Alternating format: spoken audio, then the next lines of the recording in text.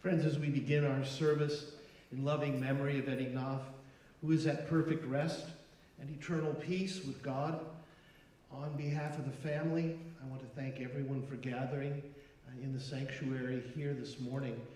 We are together to perform two ancient and beloved mitzvot of our people. The first we call Levayat Hamet, as we will escort our departed dear one to his final resting place. It is an act of love that must be done and for which Eddie needs us today. And we are also here for Nichum Avelim, to bring comfort to those whose hearts are torn like the ribbons they wear. And we do so by offering thanks and tribute to the blessings of Eddie's life. And so we assemble now with our friends in the shadow that has fallen upon their hearts. And we raise our voices together in prayer to the source of life as we all seek comfort and strength. We need light when darkness touches our lives. To whom would we look but to the Creator of light? We need fortitude and courage when pain and loss assail us. Where would we find them? If not in the thought of the one who preserves all that is good from destruction. For all things pass. All that lives must die. All that we prize is only lent to us. The time comes when we must surrender it. We are travelers on the same road that leads to the same end. And yet, even on this day, we do not despair of life. And as our people have done for countless generations, we turn to words of our sacred scriptures. There we find an always renewed message, a message of God's comfort and God's presence and God's love for us, even in this day of parting. Psalm 121.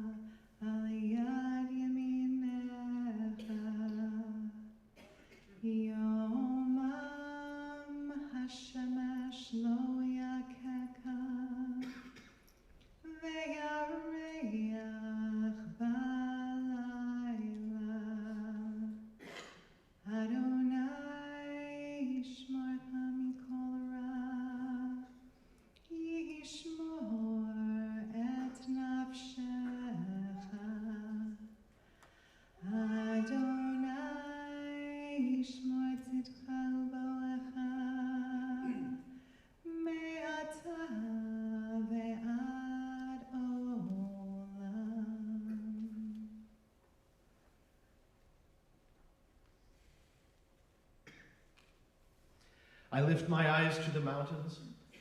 What is the source of my help? My help comes from the eternal God, maker of heaven and earth. God will not let your foot give way. Your protector will not slumber. Behold, the protector of Israel neither slumbers nor sleeps. God is your guardian, your protection at your right hand. The sun will not strike you by day, nor the moon by night. God will guard you from all harm. God will guard your soul. You're going and coming, now and forevermore.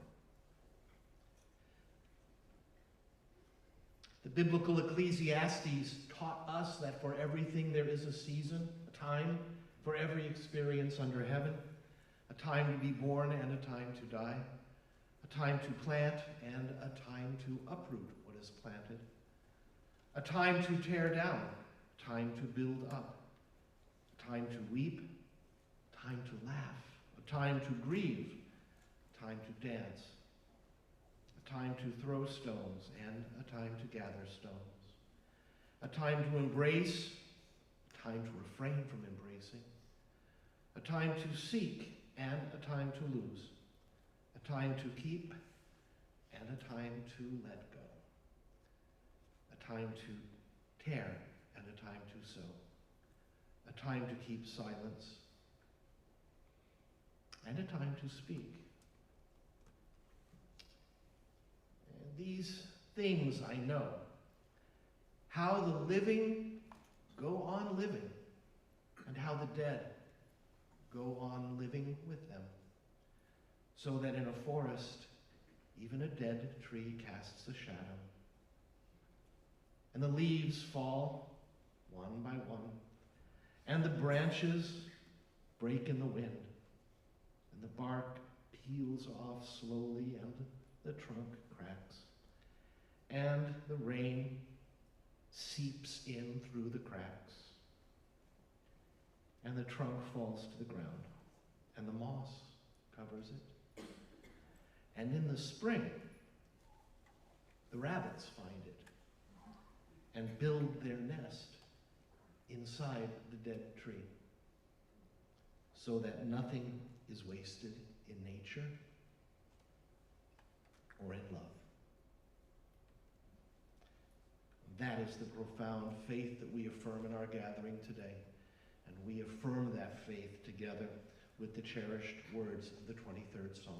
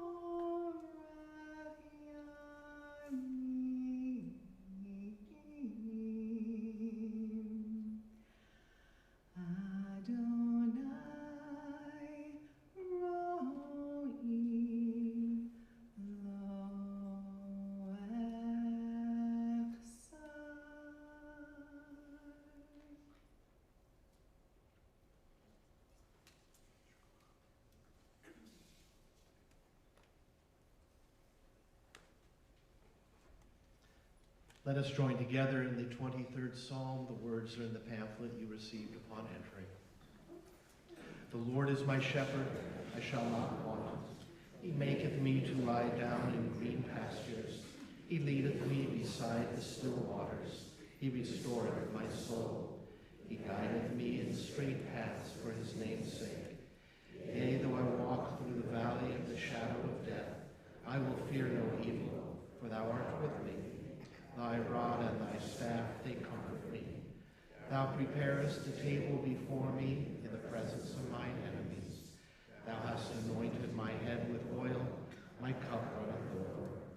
Surely goodness and mercy shall follow me all the days of my life, and I shall dwell in the house of the Lord forever. Let us take a moment in silent prayer, personal reflection and meditation of our own hearts.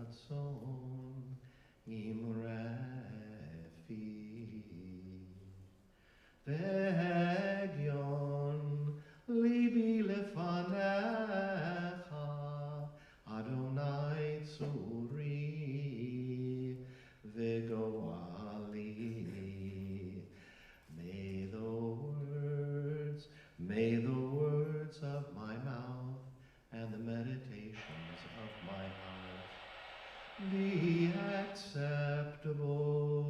Your sight, O Lord, my rock and my redeemer. Amen.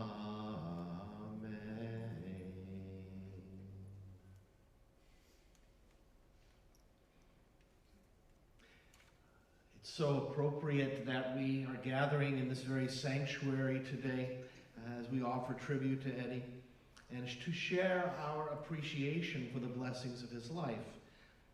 Having served on the Breshit committee that led the effort to create, from the legacies of Temple Bethel and Temple Israel, a new community of faith, Eddie first helped to envision and then continued to build this congregation as it became one of the leading synagogues on the North Shore. And as part of the daily gathering of Mignonnaires, he actively participated in the social and spiritual dimensions of the congregation. And that's why it is so fitting to take a moment to consider the Torah portion we read this week as we reflect upon Eddie's life and legacy. Parsha V'Ha'alotcha begins with God telling Moses, "Speak to Aaron and say to him, when you raise up V'Ha'alotcha, the lamps, the 7 lamps shall give light forward toward the front of the menorah."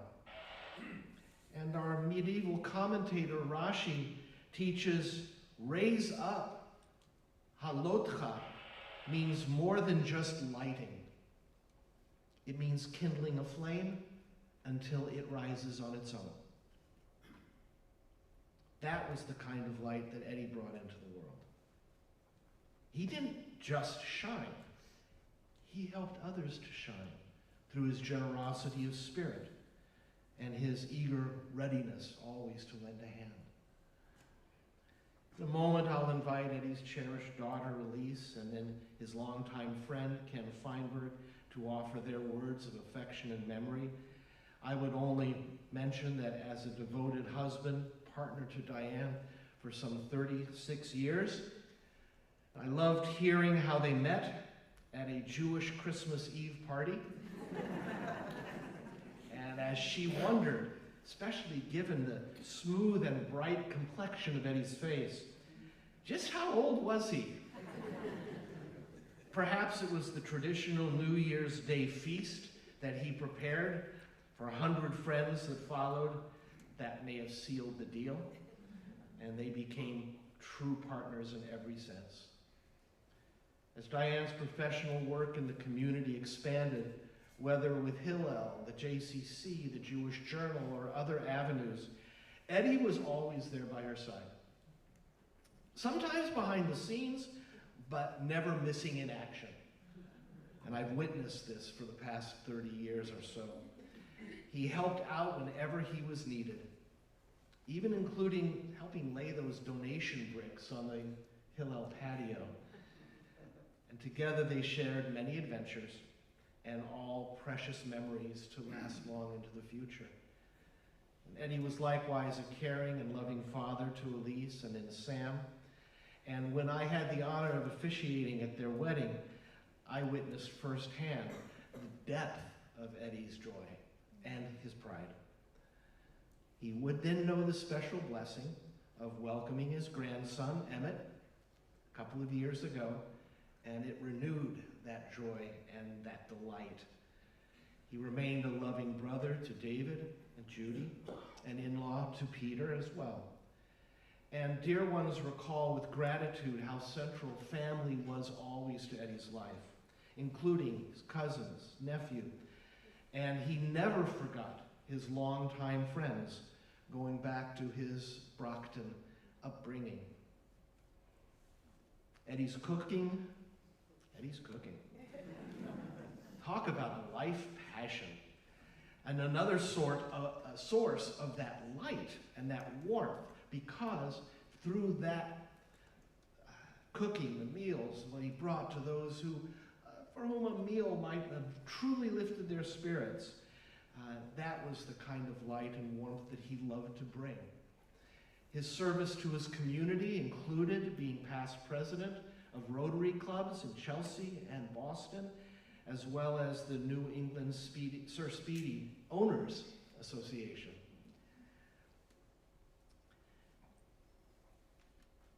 Notice that in the Torah, Aaron is told in the Torah portion this week that the lamps should face forward to bring light outward, not inward. And Eddie's life was like that. Always focused on what he could give. And it's true to say we are all warmer and wiser and more whole because the light of his life burned among us. So I'd invite Elise to come forward to share her words of affection and memory.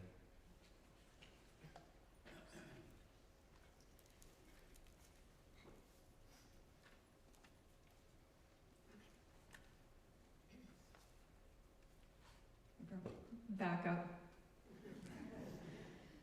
Hi, everyone, and thank you so much for being here. It means the world to my mom and me to see so many people representing every part of my dad's life.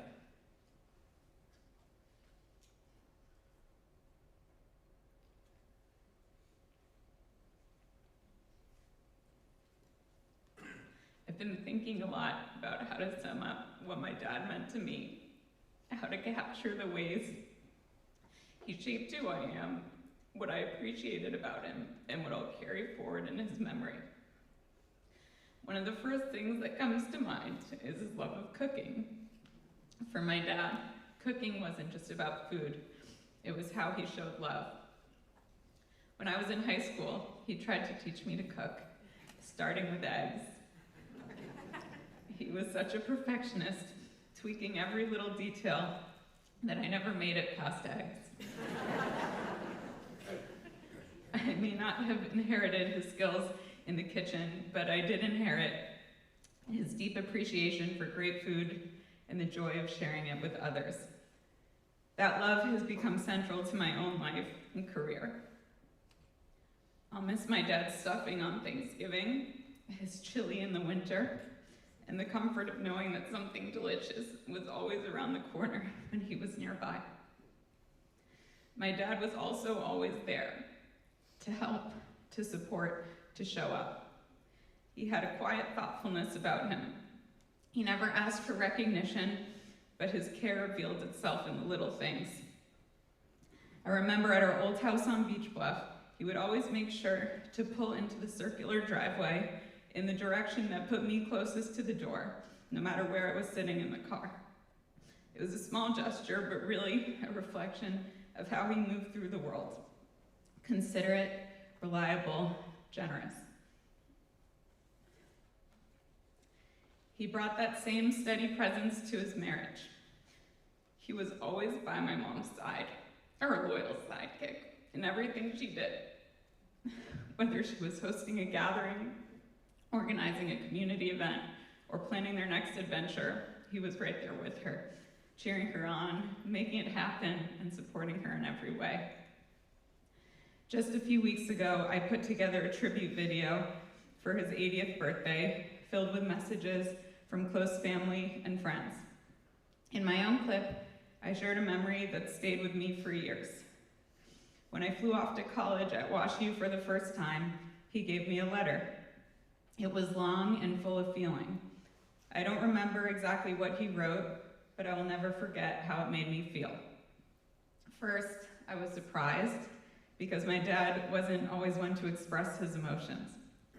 Second, I felt so deeply loved and cared for. I knew no matter where life took me that I had that foundation. That feeling of his steady, unwavering love has carried me through every chapter of my life. I feel incredibly grateful and lucky that he was my dad.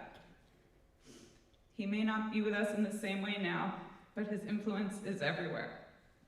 In my love of great food, in my left brain lean, and in every small act of care I try to offer my own family. I will carry him with me always. Thank you, Dad. I love you so much.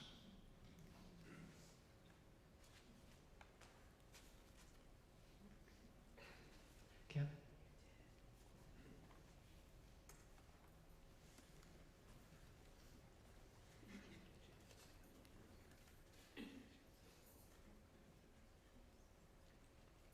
I want to thank Diane and Elise for the opportunity to say a few words, although I don't appreciate having to follow Elise, which is something a speaker doesn't want to do if they don't have to. But I thank Diane. And Diane, a special tribute because all the greatness of Eddie Knopf, he needed a guardrail. And that was Diane, and kept him on the straight and true. So I thank Diane for this opportunity. We certainly grieve today for the passing of Eddie Knopf, but we celebrate his life.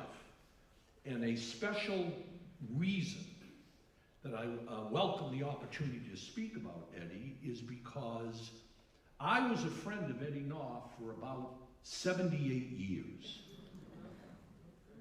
Only David Knopf, his brother, here in the front row, knew Eddie longer than I did.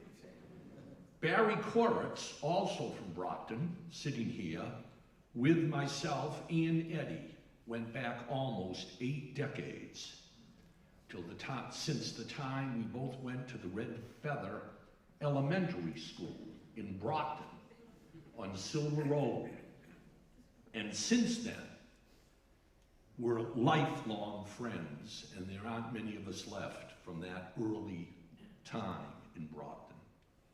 So I thank Diane, Elise, all of the in-laws, all of the family, and David in particular, for this opportunity. Because Eddie Knopf exhibited, until the day he died, lifelong character traits of what it was like growing up in a thriving, optimistic Jewish community in Brockton, when it had 3 different synagogues. Now there are none. But it was during that time, after World War II, when Eddie, Barry, David, myself, we grew up with the characterization, the character of what it was like growing up in those days in Brockton. A Jewish optimism. Eddie always had it. An optimism that you could succeed through your best efforts. And Eddie lived that way from the time on Silver Road, son of Ziggy and Sylvia Knopf, And he lived that way, always optimistic that tomorrow would be even better. There was a communitarian ethic that Eddie grew up with, that Elise talked about. From the early days, he had your back. And the entire Jewish community back then worked together to protect each other. You don't see it today, but it stuck with Eddie for his entire life. Ambition, striving, that was Eddie Knopf. Always looking for the next opportunity, always striving through hard work. That's the way Eddie lived. That's the way he felt he would best serve the community and himself, with the help of Diane, with Elise, and friends. He was always looking forward. And nobody had a work ethic like Eddie Knopf. No one. He put all of himself into every single assignment, whether he was cooking for a family or a job. He was always give 100% to that effort. We took different roads over the last decades, myself and Eddie, but we always maintained constant communication. Now, Eddie had a few unique characteristics, I must say. He was an acquired taste. Eddie and I would talk on the phone once every couple of weeks, but I learned a trick when you were on a phone call with Eddie. Eddie, how are you? Fine, great. Then Eddie would start in and I could put down the phone, take a shower, have a meal, and every few minutes come back, Eddie, that's a good point. Good, back down the phone, let him continue. And that's how I got to be able to talk to Eddie frequently. I got in maybe one word every 3 minutes, but that was all right. Eddie asked me to go down, if I would help him go down to New Orleans to work after the Deepwater Horizon oil rig explosion. There was a huge claims program that I was administering down in New Orleans. Eddie said, can you get me a job down there? I want to go down there and process claims. And for over a year, he worked 6 days a week, 10 hours a day, processing those oil spill claims in the Gulf of Mexico. And he would have worked a 7th day without rest. But BP said, enough, I mean, you have to take a day off. And he did that reluctantly. That was Eddie Knopf. And finally, as the rabbi pointed out, I mean, if there's one person I know over 80 years who never lost his Jewish heritage, who till the day he died was the synagogue and Jewish ritual were critical to Eddie's well-being and part of him. And I find that incredibly difficult, and how he did it. Never losing faith, always here for the rabbi, always here for the congregation. So, after 80 years, I must say I've lost a good part of my DNA. Eddie was a throwback, a link to my childhood. And his passing is particularly hard for me and Barry and David, who knew him way back then. And there's a void in my life. I no longer have Eddie's compass, his blueprint, his reminder about cherished values that should guide me going forward. I've lost more than a friend. I've also lost a companion. And I just want to, again, say how much I appreciate the opportunity for these few words, and how much I thank Diane in particular, a rock in Eddie's life, and of course Elise, his pride and joy. And I thank this congregation, which is marvelous in its size and quality. For someone like Eddie, who passes at the age of Eddie, to have such 80, to have such a turnout, reaffirms my faith in Eddie and his wonderful family. So thank you.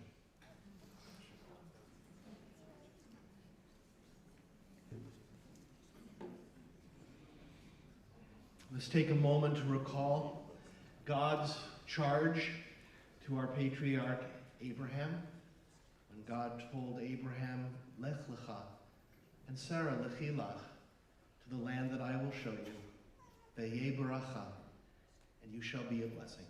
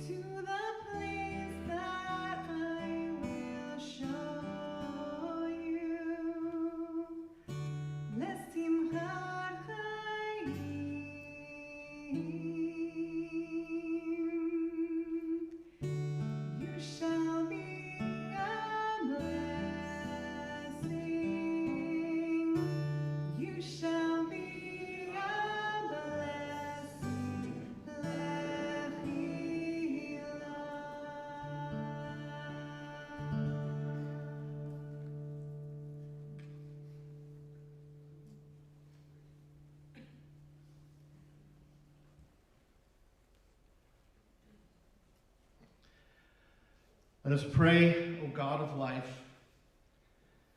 amid the ceaseless tides of change which sweep away the generations, your love remains to comfort us and to give us hope. Around us are life and death, decay and renewal, a flowing rhythm that all things obey. Our life is a dance to a song we cannot hear. Its melody courses through us for a little while and then seems to cease. But whence the melody? And where does it go? In darkness as in light, we turn to you, the source of life, and the answer to all of life's most profound mysteries. As you are able, I'd invite you to please rise now for the traditional chanting of El Malei Rachamim. Compassionate God, eternal Spirit of the universe, grant perfect rest in your sheltering presence to Edward P. Knopf, who has entered eternity. God of mercy, let him find refuge in your eternal presence, and may his soul be bound up in the bond of everlasting life. God is his inheritance. May he rest in peace. And let us say, Amen. Cantor Propus will lead in the chanting of El Malei Rachamim.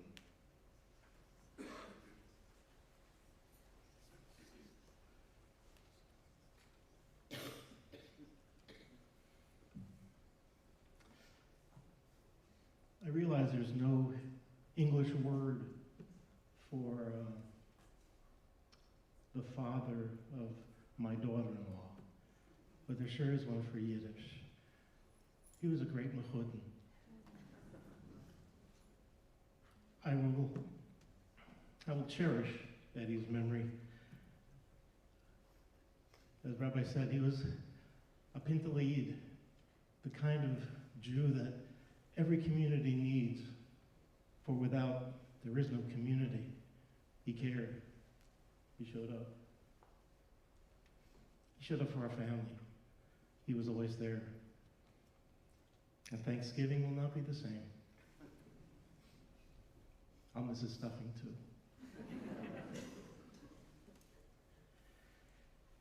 El malay rachamim shochein b'maromim hamtzei menucha nechona tachat kanfei hashechina b'malot kedoshim kedoshim otehorim kezor harakiya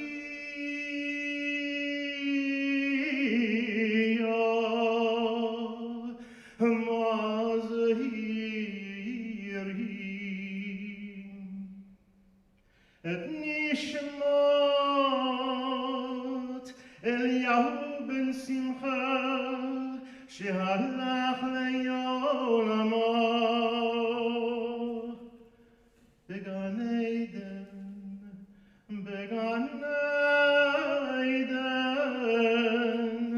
tehei menuchato Anav al harachamim hastireu b'seiter kenofecha le'olamim ותצרור בצרור החיים ותצרור בצרור החיים את נשמתו אדוני הוא נחלתו וינוח בשלום וינוח בשלום על משכבו בשלום ונאמר אמן.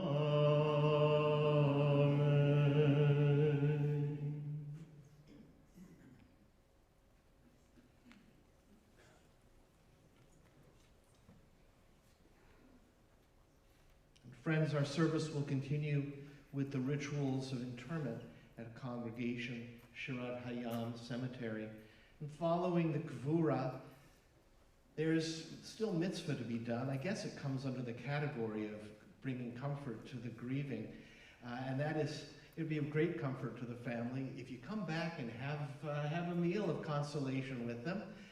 And that in Eddie's honor, we eat heartily to the point where no one is allowed to go home hungry. So we will continue and would invite those forward who are going to escort the casket. Cantor, would you join us?